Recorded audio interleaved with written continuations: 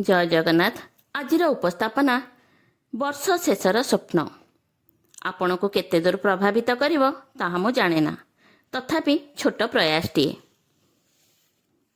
ସାତତଳ ଉଆସମାନଙ୍କରେ, dining ହଲ୍ମାନଙ୍କରେ December 31 ରାତିର ଆନନ୍ଦ ଉତ୍ସବ ଜମି ଜମି ଆସୁଛି।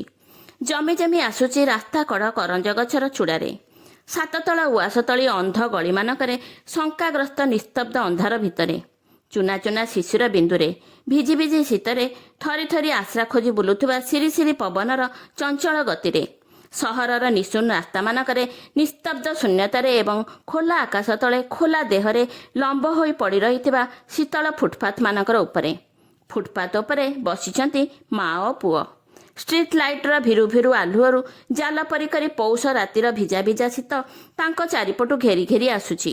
ଫଟା କାନ୍ଥରେ ଶୀତ ରହୁନାହିଁ। ଧିଅ ଥରୁଛି, ନିଦ ଲାଗୁନାହିଁ। ମା ବସି ବସି କାନ୍ଦୁଛି। ପୁଅ କହୁଛି, ସକାଳେ ମୁଠେ ଭାତ ଖାଇଥିଲି ମା, ଆଉ କିଛି ଖାଇନାହିଁ, ଭାରି ଭୋକ ଲାଗୁଛି। ହେଲେ ମା, ତମେ କାହିଁକି କାନ୍ଦୁଛ? ମୋତେ ଖାଇବାକୁ ଦେଇ ନ ପାରି ବୋଲି ତ ନିଜେ ବି ଉପାସରେ ରହିଛ। ପୁଣି ପୁଅ କହୁଛି, ମା, ତୁମେ ଆମ ଚାରିପଟର ସାତତାଳ ଉଆସମାନଙ୍କରୁ କେମିତି ହସ ନାଚ ଗୀତର ଶବ୍ଦ ଆସୁଛି ଶୁଣିପାରୁଛ? ଖାଇବା ଜିନିଷମାନଙ୍କର କି ସୁଗନ୍ଧ ବାସ୍ନା ଆସୁଛି ବାରିପାରୁଛ? ସେ ଉଆସମାନଙ୍କରେ ଆଜି ଗୋଟେ ଭାରି ବଡ଼ ଉତ୍ସବ ଚାଲିଛି।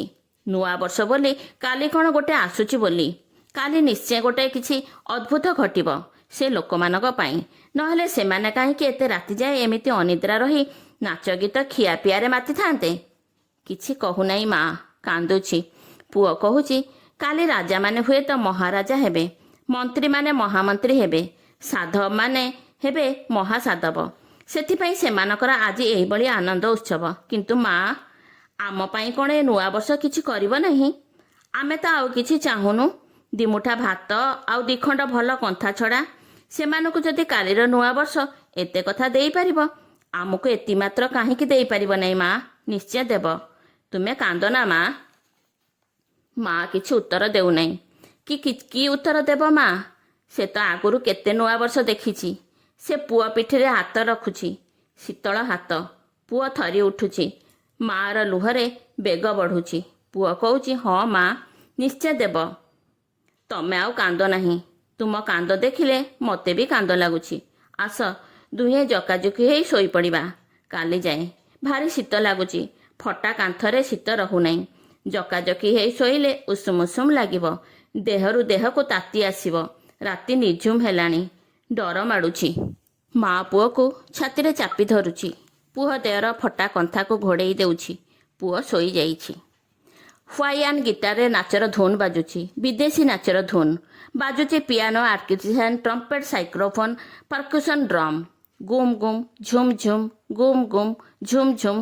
ନାଚୁଛନ୍ତି ରାଜପୁତ୍ର ରାଜଜେମା, ମନ୍ତ୍ରୀସୁତ ମନ୍ତ୍ରୀକନ୍ୟା, ସାଧବ କୁମାର ଓ ସାଧବ କୁମାରୀ। ହଲି ହଲି ଦୋହଲି ଦୋହଲି ନାଚୁଛନ୍ତି, ହସି ହସି ଗଡ଼ି ଯାଉଛନ୍ତି। ସେମାନଙ୍କର ଅସ୍ଥିର ପାଦର ଚାପରେ ଥରି ଥରି ଉଠୁଛି ପାଦ ତଳର ବହଳ କାର୍ପେଟ୍। ଉପାସରେ ବି ରହିଛନ୍ତି ରାଜପୁତ୍ରମାନେ, ମନ୍ତ୍ରୀସୁତମାନେ। କିନ୍ତୁ ସେ ଉପବାସ ଭାଙ୍ଗିବ ନାହିଁ। ଫ୍ରାଏ ମଟନ୍ କିମ୍ବା ରୋଷ୍ଟେଡ୍ ଚିକେନରେ, ହୁଇସ୍କି କିମ୍ବା ବିୟର ନିଶାରେ, କି ବାସୁମତୀ ରାଇସ୍ ଇନ୍ ସୁଇଟ୍ ମିଲ୍କରେ ସେ ଉପବାସ ଭାଙ୍ଗିବ କେବଳ ରାଜକନ୍ୟା ସାଧବ କନ୍ୟାମାନଙ୍କର ଅଧର ମଧୁର ସ୍ୱାଦରେ। ସେଥିପାଇଁ ସେମାନେ ବାଜା ବଜେଇ, ତାଙ୍କ ଅଣ୍ଟାରେ ହାତ ଗୁଡ଼େଇ ତାଙ୍କୁ ନଚଉଛନ୍ତି, ମତ କରୁଛନ୍ତି ଓ ଉପବାସ ଭଙ୍ଗ କରିବାର ସୁଯୋଗକୁ ଆତୁର ହୋଇ ଚାହିଁ ରହିଛନ୍ତି। ମନ୍ତ୍ରୀ ଜେମାର କାନ ପାଖରେ ରାଜପୁତ୍ର ଚୁପି ଚୁପି କରି ପ୍ରେମର ଗପ କହୁଛି। ସୁନ୍ଦରୀ, କାଲି ତୁମେ ତୁମର ଶଙ୍ଖମର୍ମର ଉଆସରେ କିନ୍ନର କନ୍ୟାର ବେଶ ପିନ୍ଧି ଶୋଇ ଶୋଇ ମୋତେ ସ୍ୱପ୍ନ ଦେଖୁଥିବ। ମୋର ଭୋର ସକାଳରେ କୁହୁଡ଼ି ଭିତରେ ଲୁଚି ଲୁଚି ପକ୍ଷୀରାଜ ଘୋଡ଼ାରେ ଚଢ଼ି ଆସି ତୁମ ପଲଙ୍କ ପାଖରେ ଛିଡ଼ା ହେବି। ତୁମ ଭୁରୁରେ ଓଠ ରଖିବି। ତୁମର ନିଦ ଭାଙ୍ଗିଯିବ। ତୁମେ ଉଠିପଡ଼ି ଦେହକୁ ଭିଡ଼ିମୁଡ଼ି ଅଳସ ଭାଙ୍ଗିବ। ମୋତେ ଦେଖିକରି ଲାଜ କରି ଫୁଲର ପାଖୁଡ଼ା ପରି ମେଲିଯିବ। ମୁଁ ଗୋଟିଏ ସୁନ୍ଦର ଭ୍ରମର ହୋଇ ତୁମ ଚାରିପଟେ ଗୁଣୁ ଗୁଣୁ କରି ଉଡ଼ି ବୁଲିବି। ଆଉ ତାପରେ? କଥା ଅଧା ରଖି ହୋ ହୋ ହୋଇ ହସୁଛି ରାଜପୁତ୍ର। ତା ପାଟି ଭିତରୁ ହୁଇସ୍କି, ବିରିୟାନୀ ଏବଂ ହୃଦୟହୀନ ଲମ୍ପଟର ବାସି ବାସି ଗନ୍ଧ ବାହାରି ଚାରିଆଡ଼େ ଯାକ ଖେଳି ଯାଉଛି। ଶୋଇ ଯାଉଛନ୍ତି ରାଜପୁତ୍ରମାନେ। ମନ୍ତ୍ରୀ ସୁତମାନେ ସାଧବ ପୁତ୍ରମାନେ ରାଜଜେମା ସାଧବ ସୁତା ଆଉ ସବୁ ଅଳସୀ କନ୍ୟାମାନେ ନିଜ ନିଜ ସାତତାଳ ଉଆସର ଗମ୍ଭୀର ଭିତରେ ଶୋଇ ଶୋଇ ସ୍ୱପ୍ନ ଦେଖୁଛନ୍ତି ଏକ ଉଡ଼ନ୍ତା ପକ୍ଷୀରାଜ ଘୋଡ଼ିର ସ୍ୱପ୍ନ, ଏକ ଗୁମନ୍ତ କିନ୍ନରୀ କନ୍ୟାର ବଙ୍କିମ ଭୁରୁର ସ୍ୱପ୍ନ, ଏକ ଶଙ୍ଖମର୍ମର ପ୍ରସାଦରେ ନିଜ ନିଜ ସକାଳର ସ୍ୱପ୍ନ। ପିଆନୋ ଆର୍କିଟ୍ରିସିଆନ୍ ପର୍କୁସନ୍ ଡ୍ରମ୍ର ସ୍ୱର ଥମି ଥମି ଆସୁଛି।